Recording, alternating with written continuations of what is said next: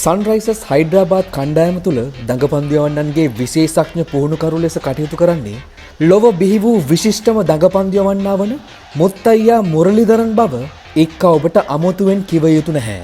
Sunrises කණ්ඩායමේ ප්‍රධාන දඟපන්දුවන්නා වන Rashid Royal Challengers Bangalore කණ්ඩායම අතර පැවති එලිමිනේටර් තරඟයෙන් පසුව මුරලි පිළිබඳව ප්‍රකාශයක් නිකුත් කරලා තිබෙනවා.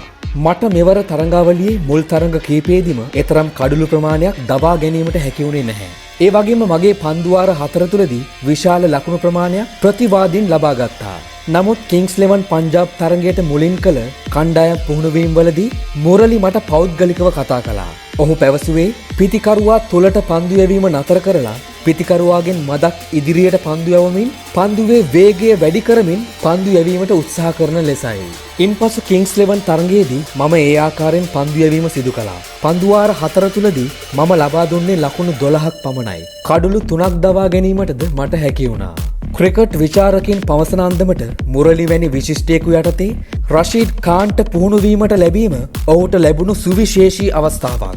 රෂීඩ් ඛාන් මෙවර IPL තරඟාවලිය තුල කඩළු 19ක් ලබාගෙන තිබෙනවා.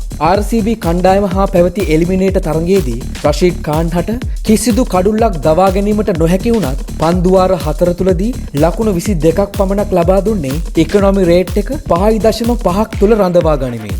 ප්ලේ-ඔෆ් වටයට කලින් Sunrises කණ්ඩායම මුම්බයි කණ්ඩායම අතර පැවති තරගය ජයගත් පසු විචාරකයින් විශේෂ අනාවැකි පළ කළා.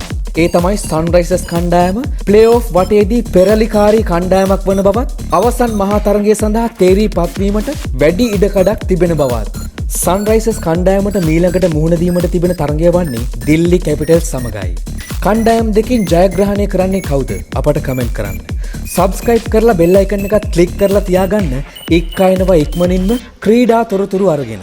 IKKAගේ වීඩියෝ ලයික් කරලා ෂෙයා කරන්නත් අමතක කරන්නම එපා. ඉක්මනින් හමු වෙමු.